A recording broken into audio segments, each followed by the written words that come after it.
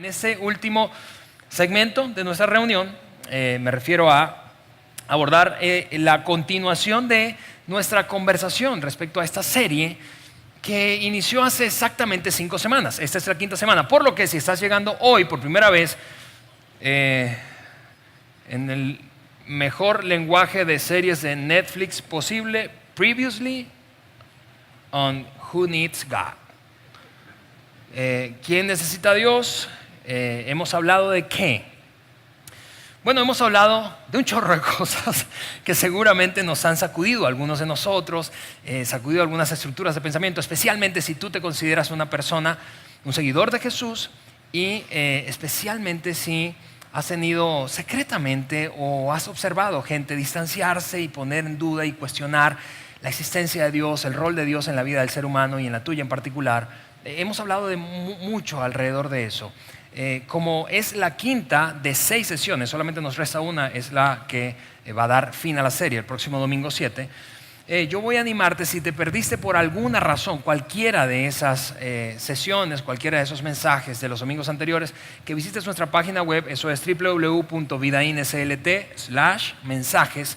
Y allí vas a encontrar el audio y el video de todos los mensajes, no solo de esta serie, para que te pongas al día si te perdiste alguna, incluso de todas las series anteriores que hemos compartido aquí en Vidaín. Pero te animo a revisar ese mensaje o los mensajes que te perdiste de esta serie, porque esta serie tiene una secuencia lógica y valdría la pena pues, tener todo ese hilo conductor bien amarrado para entonces absorber lo mayor posible de esta serie de temas que hemos compartido. Muy bien, habiendo dicho eso, ahora sí, déjame lanzarme al tema de hoy. Porque hoy quiero compartir contigo algo que te anticipaba semanas atrás y que tiene que ver en mi observación, esta es mi opinión personal, con, si no la razón, una de las razones más grandes por las cuales las personas deciden distanciarse de Dios. Una de las razones, si no la más, de las mayores razones por las cuales la gente decide distanciarse de Dios, la religión institucional o el cristianismo en general. Imaginando, como hemos dicho en esta serie, que esto es Dios, el cristianismo, la religión institucional, la inmensa mayoría de los que se han alejado de alguna u otra forma conectan esa decisión paulatina, progresiva, sutil en muchos casos, con este tema que quiero compartir con ustedes hoy y que me tiene súper emocionado porque es así de importante es. Y me refiero a la experiencia de observar o de vivir en carne propia el dolor, el sufrimiento y la injusticia. De hecho, es la palabra que quiero usar hoy, injusticia. Hablaremos de esto. De la injusticia del mundo y cómo es que fácilmente se puede llegar a la conclusión de que ¿cómo es posible que exista un Dios habiendo tanta maldad, tanta injusticia, tanto dolor y tanto sufrimiento? Seguramente ese ha sido tu caso en algunos momentos, tu debate, abierto o secreto, y seguro has escuchado a alguien referirse a eso como un argumento para distanciarse de la religión o de la fe o del cristianismo en particular, ¿sí o no?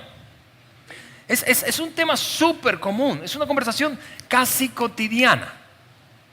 Y quienes lo hacen no es que se vuelven ateos necesariamente, pero sí entran en un conflicto interno. ¿Por qué? Porque en el fondo, más o menos, la lógica o la suposición, yo puedo resumirla en esta frase, en la que cae una persona cuando empieza a observar la injusticia, el dolor y el sufrimiento del mundo y lo conecta con la existencia o presencia o ausencia de Dios en su vida y en la de otros.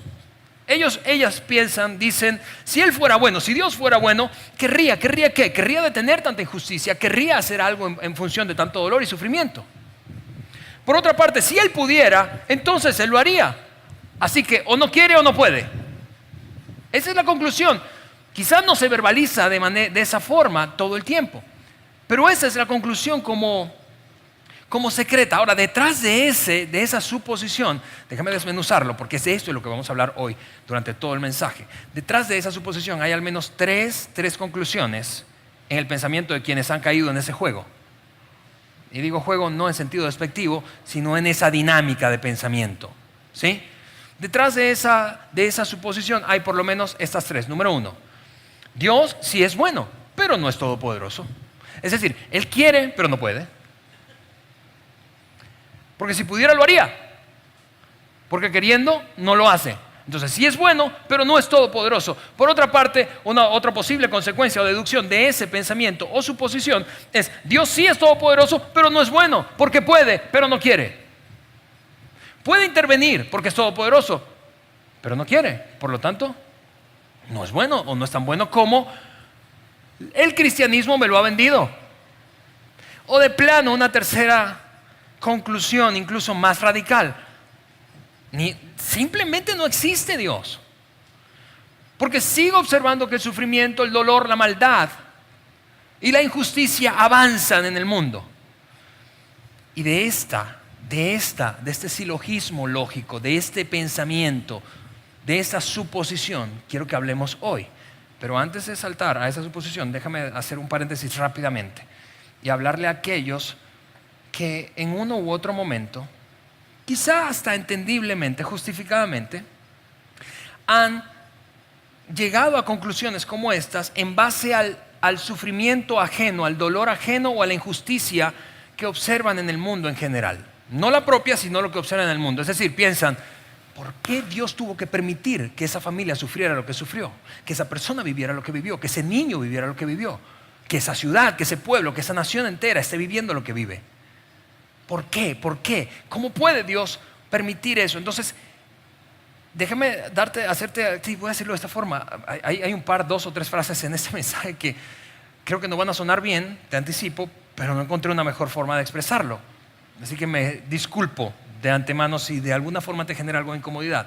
Pero si tú has caído en esa manera de pensar, que has observando los daños, dolor, sufrimiento o injusticia que viven otros, has llegado a la conclusión de que Dios no existe. Escúchame, yo quiero animarte a tener mucho cuidado. Ten cuidado al usar el dolor de otros para argumentar en contra de la existencia de Dios.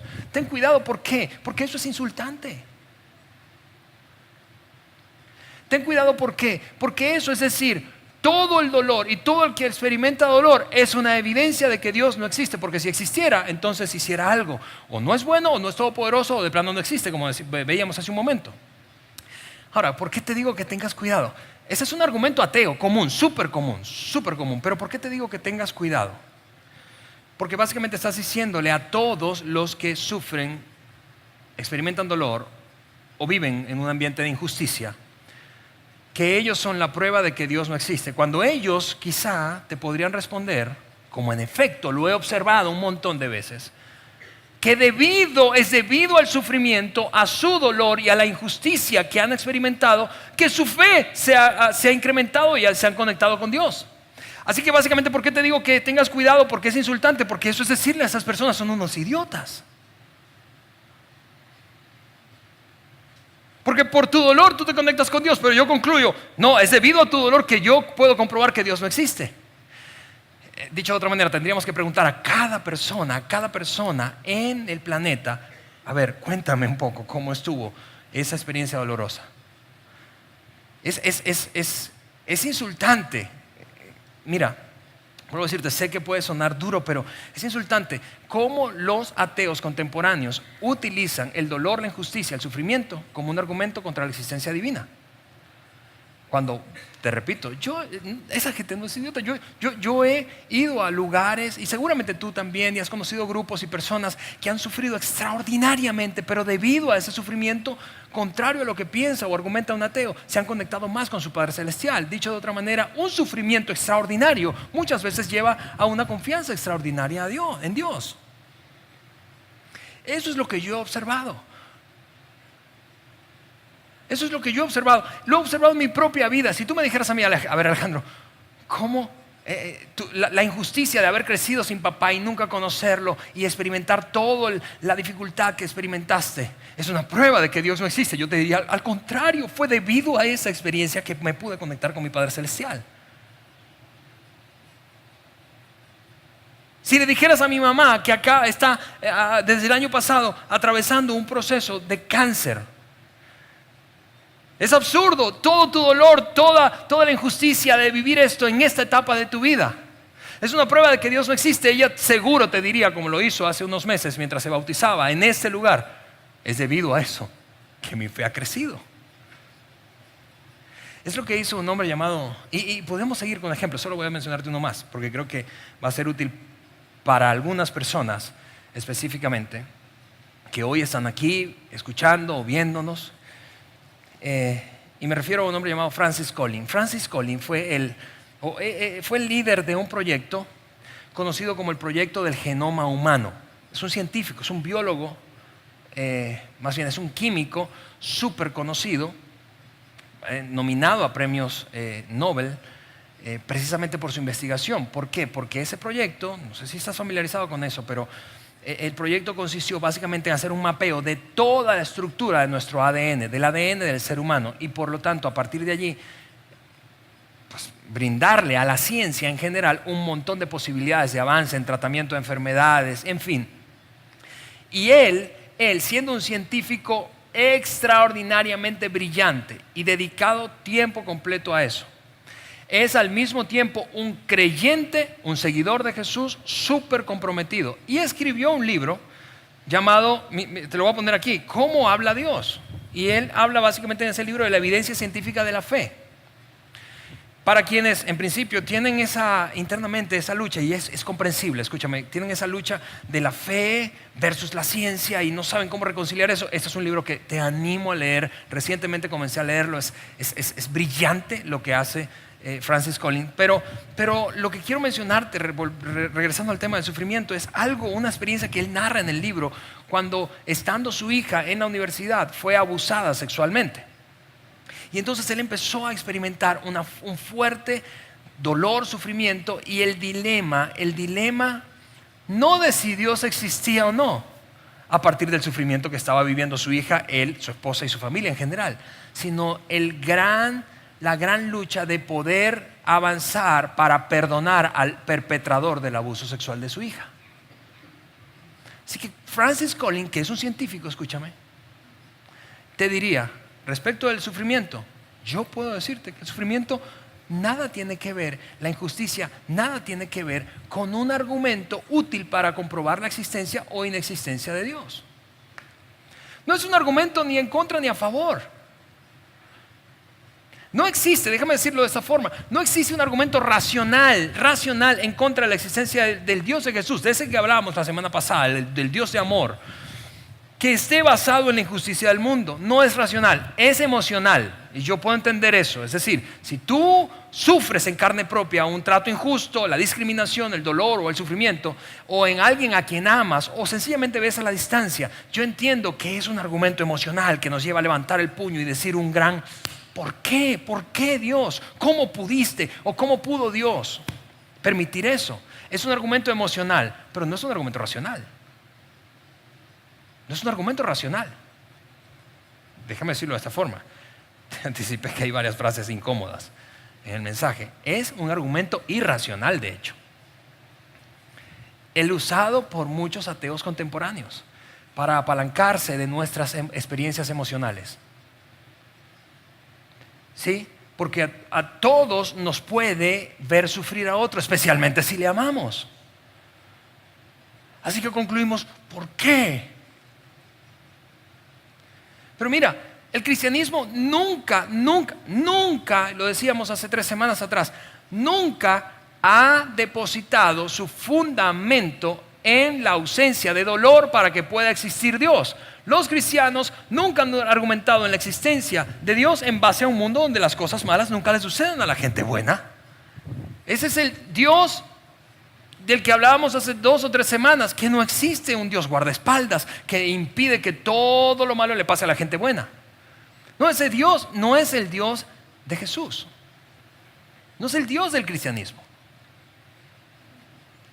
Si eso hubiese sido así, el cristianismo no habría sobrevivido al siglo I, cuando nació en un contexto básicamente de violencia, injusticia y discriminación.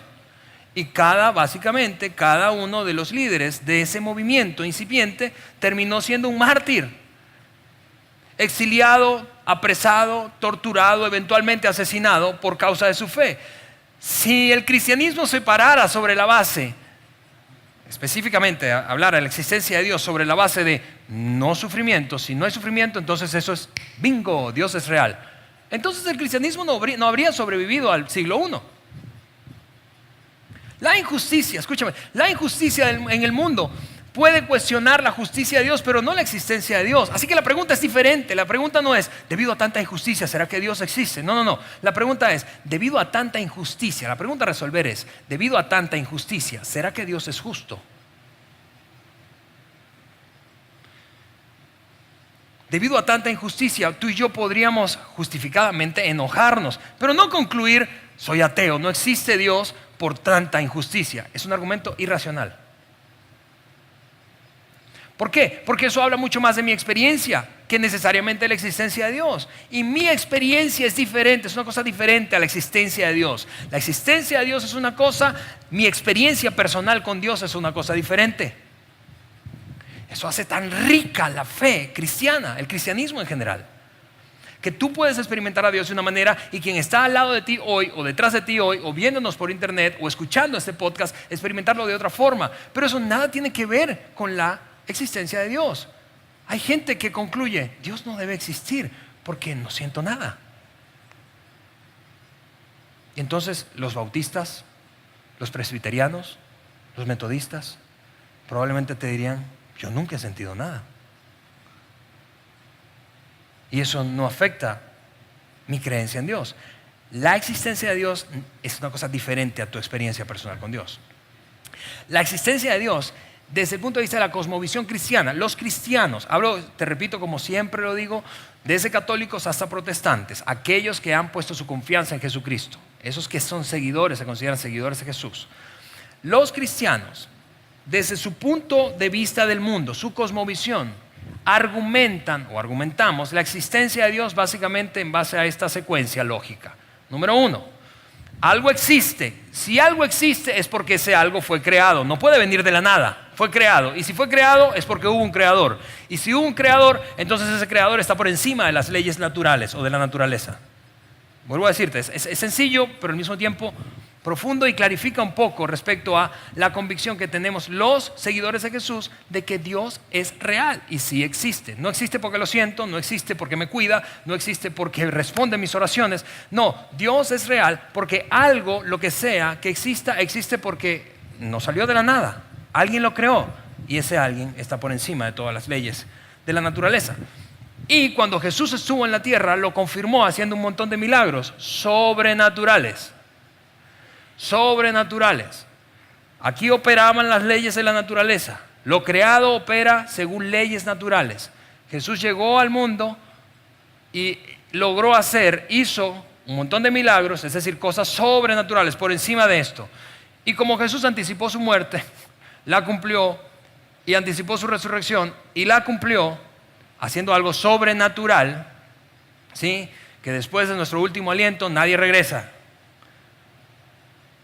Demostró que es totalmente confiable, que es quien dijo ser e hizo lo que dijo que haría, y por lo tanto nosotros podemos confiar en que cuando Jesús mencionó al Padre Celestial, entonces ese Padre Celestial es real. Creemos en el Padre Celestial por Jesús. Esa es la cosmovisión básica de los seguidores de Jesús respecto a la existencia de Dios y el argumento de base. Así que no se trata de nuestra experiencia como con elemento o argumento concluyente de si existe o no Dios. No. La experiencia es una cosa y la existencia es otra. Experiencia versus existencia son dos cosas diferentes. Déjame darte un ejemplo. Imagínate que alguno de mis dos hijos, o los dos, Andrés o Isabela, se acercan a ti y en un acto de desespero te dicen, ¿sabes qué? Yo quiero contarte algo de mi papá. Mi papá es malo, es terrible, permite que nos pasen cosas malas y ahora estamos sufriendo y nos trata injustamente. Y mientras te cuentan, tú estás embroncado por dentro porque te dicen, y de paso el desgraciado es pastor, se supone que él es el que debería portarse bien. Así que al escuchar eso, tú no concluyes, no, Alejandro no existe. Porque debido a toda esta injusticia, eso me lleva a la conclusión de que Alejandro no existe. Al contrario. El que se te despierte la bronca internamente y estés hablando con alguno de mis hijos, confirma mi existencia. Ah, bueno, pone en duda mi bondad. Pero no no desacredita mi existencia. Pone en duda mi bondad. Por eso te repito, la pregunta a resolver es: ¿Dios es un Dios justo? Porque ¿por qué tú y yo asumimos? ¿Por qué tú y yo asumimos que Dios debe ser justo y bueno? ¿De dónde vino eso? Vino de que alguien nos lo dijo. Alguien te enseñó eso a ti y alguien me enseñó eso a mí. Alguien o algunas personas, nuestros padres, sacerdotes, pastores, líderes espirituales, maestros, maestras, cuando todavía se podía hablar de fe en las escuelas. En fin, alguien nos lo enseñó. Pero ese concepto no provino de esa persona tampoco. Y no provino tampoco de la naturaleza. Es decir, cuando observas la naturaleza, te das cuenta que en la naturaleza no operan las leyes de la justicia. Basta ver un show de Nat Geo o Animal Planet de depredadores para que te des cuenta que justicia no hay. ¿No es cierto? Hombres sensibles aquí o mujeres, pues, porque los hombres luego me incomodan. ¿No es cierto que ves a un león devorarse a un pequeño cervatillo? Y tú dices, qué injusto. La naturaleza no opera según la ley de la justicia. Así que nuestro sentido de que Dios debe ser un Dios bueno y justo no viene de la naturaleza y tampoco viene de la antigüedad, de los dioses de la antigüedad. Es decir, si le preguntaras a Julio César, por ejemplo, el gran emperador romano, ¿crees o creías tú que Dios es un Dios justo y bueno? No creo. Roma no estaba caracterizada por su benignidad. Si le preguntabas a los egipcios, ¿de dónde sacaron? ¿Ustedes creen que Dios es un Dios justo y bueno? No creo que respondieran de esa manera. Al contrario, ellos pensaban, teniendo dioses locales o pequeñas deidades locales, que esas deidades debían ser satisfechas a través de actos. Y esos actos básicamente implicaban sacrificios, típicamente sacrificios humanos. Y si hacían todo al pie de la letra, entonces satisfacían a esa deidad. Y esa deidad los trataba bien. Pero ay, si no lo hacían.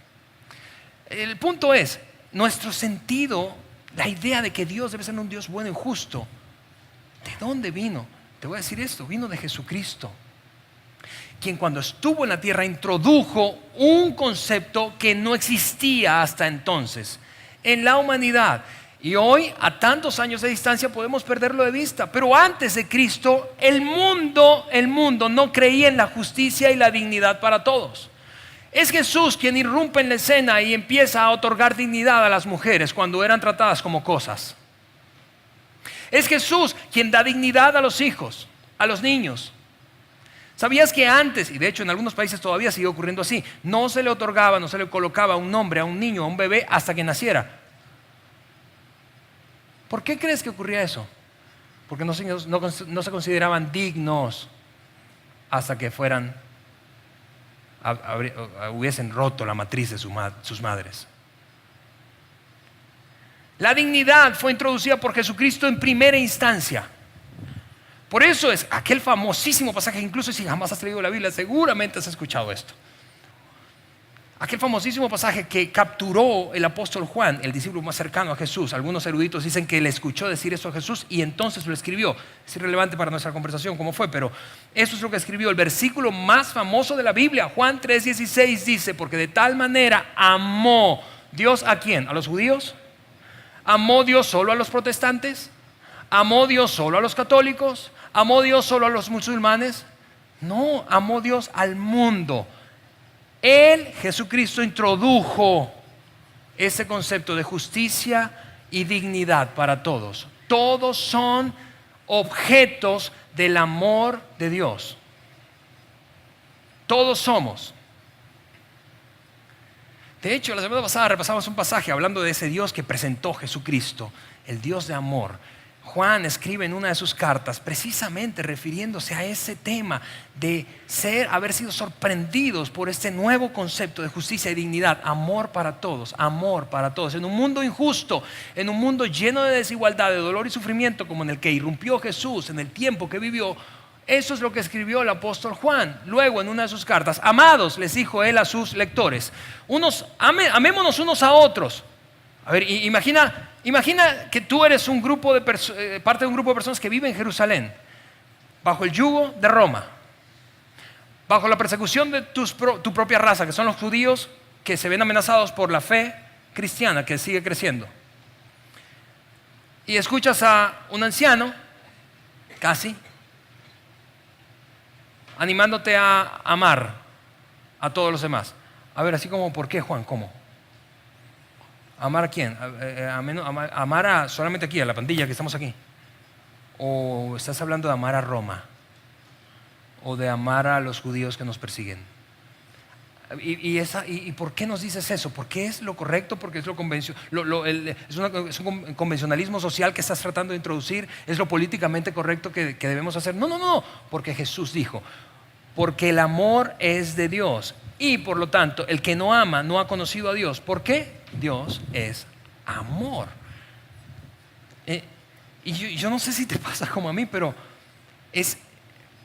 en un tema como el que hablamos hoy de la injusticia, dolor y sufrimiento, es fácil entonces llegar a concluir, o más bien a experimentar un choque cuando lees una cosa como esta que nos manda a amarnos y dice, bueno, creo que muchos no han leído ese pasaje, Alejandro. Los carteles de este país no han leído ese pasaje. Los grupos terroristas del mundo no han leído ese pasaje. Los padres abandonadores o golpeadores de sus esposas no han leído ese pasaje. Los padres que maltratan a sus hijos no han leído ese pasaje. Mi jefe no ha leído ese pasaje.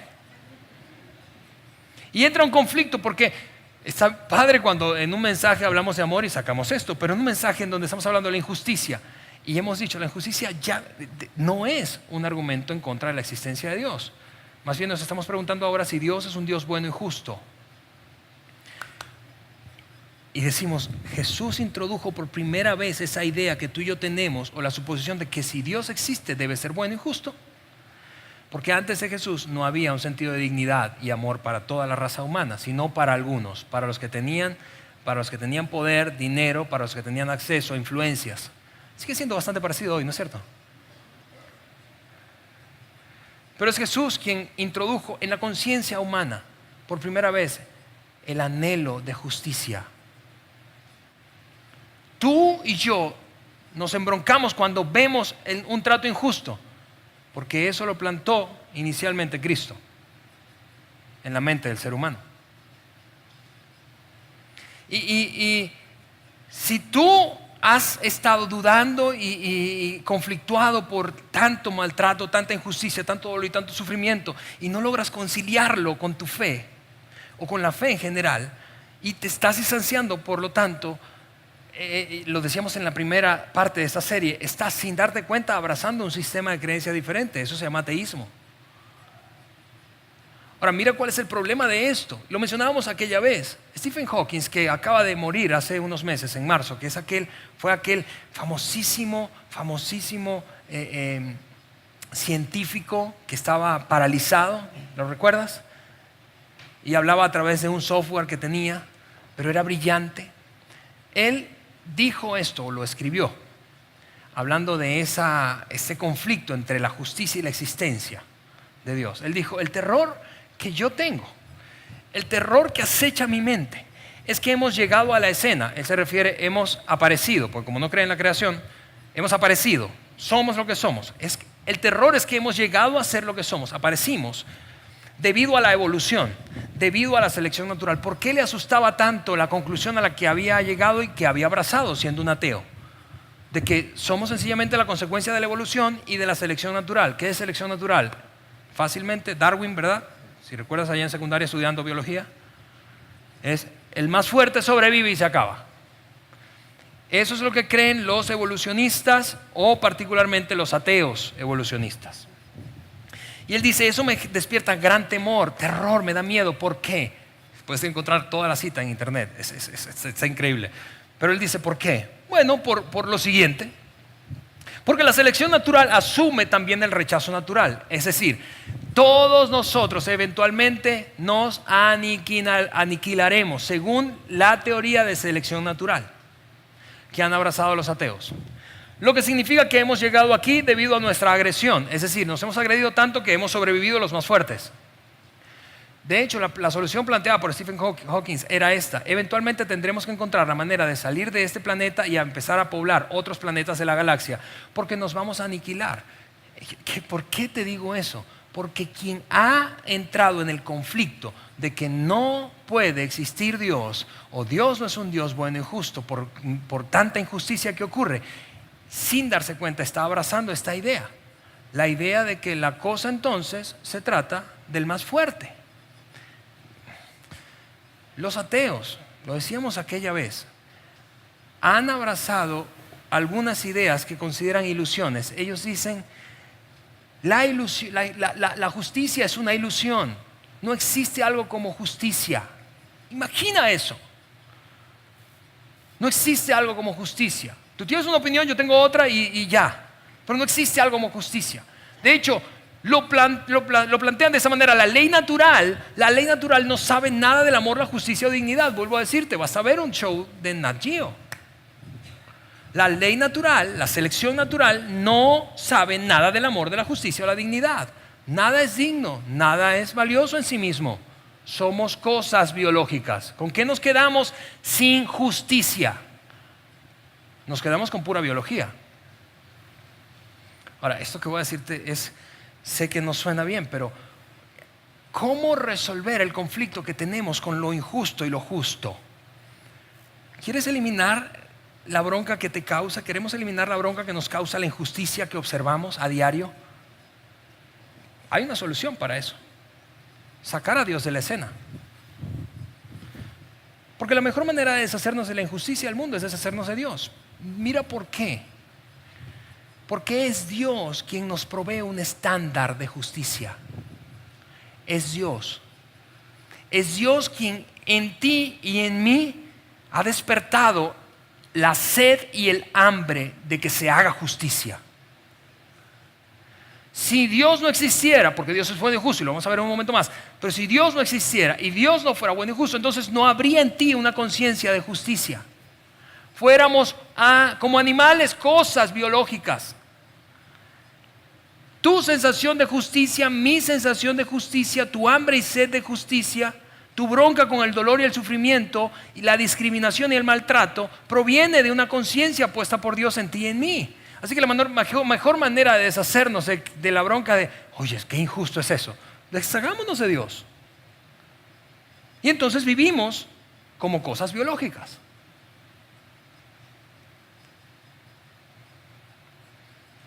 No hay conciencia de justicia sin Dios. No la hay. Pregúntale a un ateo, realmente ateo. No hay conciencia de justicia sin Dios. ¿Hacia dónde miramos cuando notamos injusticia? Hacia arriba. ¿Contra quién levantamos el puño? Contra Dios. ¿A quién reclamamos secreta o abiertamente? A Dios. No queremos la bronca que nos genera la injusticia. Saquemos a Dios del cuadro. Pero esto es lo que pasa, que cuando no hay un estándar, escúchame, cuando no hay un estándar imparcial de justicia, imparcial, palabra clave, porque tú y yo no confiamos en otro ser humano para que ejerza justicia total. ¿No es cierto? Porque tememos que sus intereses priven, que su subjetividad le gane. Queremos un mazo imparcial, justo. Pero cuando sacamos a Dios de la escena, para deshacernos de la bronca y el conflicto que nos genera el trato injusto y la maldad, ¿con qué nos quedamos? Con un sistema que se llama anarquía. Mi justicia, tu justicia, la justicia de los supremacistas, la justicia de ISIS, la justicia de la calle, la justicia de cada cual. Cuando sacamos a Dios y decimos, ya no quiero broncas con la sensación de que no puedo, me fastidia, me molesta, me duele el trato injusto, sacamos a Dios del cuadro, pero nos quedamos con esto. Eso se llama anarquía. Nos quedamos sin definición, sin una definición de justicia imparcial. Ahora, quizás estás preguntándote ahí, está bien, Alejandro, ¿y cuál es la solución? ¿Hay una solución? ¿Dios tiene una solución? Afortunadamente sí, pero no nos gusta. No nos gusta. Porque cuando Jesús vino y nos presentó al Dios de amor, eso no fue lo único que nos presentó y mostró. Eso no fue lo único que presentó Jesús. Jesús vino y presentó un Dios de amor, porque de tal manera amó Dios a todo el mundo, todos introdujo la dignidad y el trato justo para todos. Pero eso no fue lo único que presentó. habló no solamente de amor para todos, sino de justicia para todos. Esa parte no nos gusta. Pero la cosa es que si es increíble, queremos justicia, pero no queremos un juicio. Y sin justicia no hay juicio. Perdón, sin juicio no hay justicia.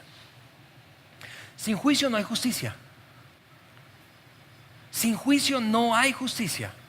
Y aquí es donde queda evidencia nuestra hipocresía, al menos la mía.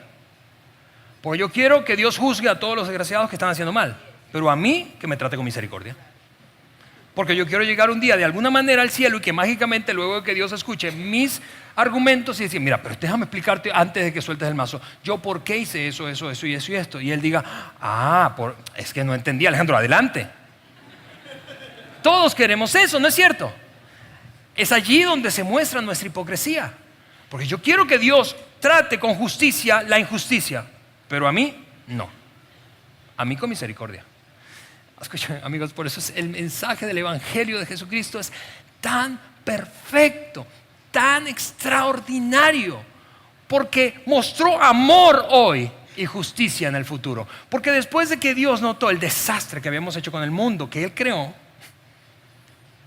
después de que notó qué habíamos hecho con nuestra libertad y cuánto daño y cuánto caos y cuánta anarquía y cuánto dolor y cuánto sufrimiento y cuánta injusticia habíamos producido, entonces en vez de enviar a un juez, envió a un salvador.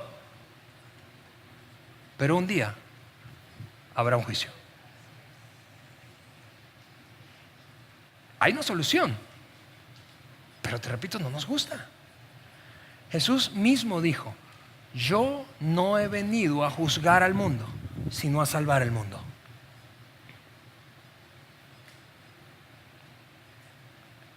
Maldad, sufrimiento, dolor, injusticia requieren de juicio, ¿no es cierto? De justicia. Tú quieres justicia, yo también. Y Dios tiene la solución. Siempre la ha tenido, porque Dios es un Dios justo. Pero sabiendo lo que tú y yo necesitábamos, no soltó el mazo, sino que envió primero a su Hijo para salvarnos. Te repito, el mensaje del Evangelio de Jesús es perfecto. Es perfecto. Por eso, si tú te has alejado de alguna manera de la fe, del cristianismo, deberías reconsiderarlo. Porque un día esto se solucionará. Yo no sé cuándo, tú tampoco sabes cuándo. Un día se va a solucionar. Por ahora disfrutamos del amor de Dios manifestado a través de su Hijo Jesucristo, quien dio su vida para poder restaurar nuestra relación con su Padre Celestial. Pero un día habrá un juicio. Qué bueno será llegar a ese juicio habiendo recibido y abrazado este amor ofrecido por el Evangelio de Jesús. Termino contándote esto. Entre tantas enseñanzas de Jesús, en alguna ocasión, porque lo hacía a través de parábolas, tú sabes, historias ficticias que contaba para mostrar, extraer de allí un punto, un principio.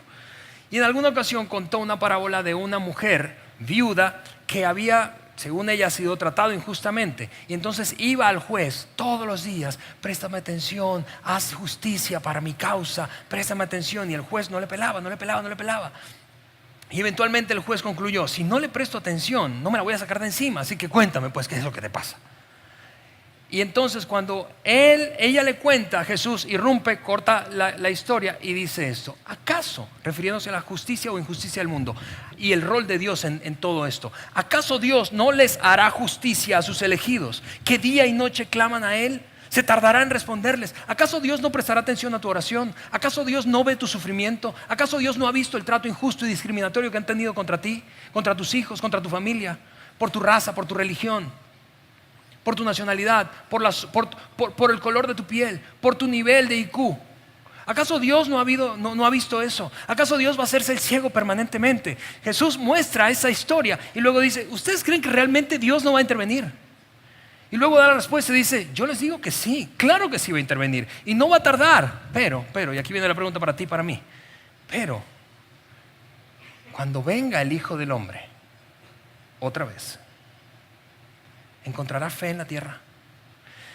Es decir, en medio de tanta injusticia, dolor y sufrimiento, Cuando regrese Jesús, encontrará gente que aún en medio de todo ese contexto de injusticia siga creyendo y confiando en Dios, que Dios es real, que Dios es bueno y justo, que Dios nos ama pero va a hacer justicia. ¿Acaso un día, acaso cuando Jesús regrese, habrá gente como los cristianos del primer siglo que se jugaron el pellejo y que en un contexto de maltrato, discriminación, persecución, tortura, asesinatos, sin ley, acaso Dios podrá encontrar a gente como ellos que no pensaron, no, si no hay justicia yo no creo?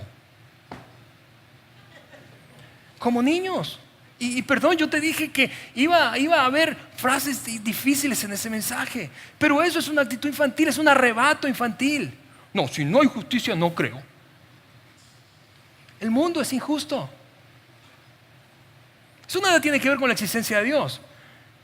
Y Dios es justo, solo que por ahora nos ha dado amor. Y un día emitirá un juicio. Pero tú y yo queremos a un Dios de amor. Queremos a un Dios de amor que se interese por la justicia, pero que no nos juzgue. Y eso, amigos míos, es imposible. Eso es imposible. Así que en resumen, amor hoy, justicia mañana. Amor hoy, justicia mañana. Sí, te embronca la injusticia, a mí también. Te embronca el dolor ajeno, a mí también.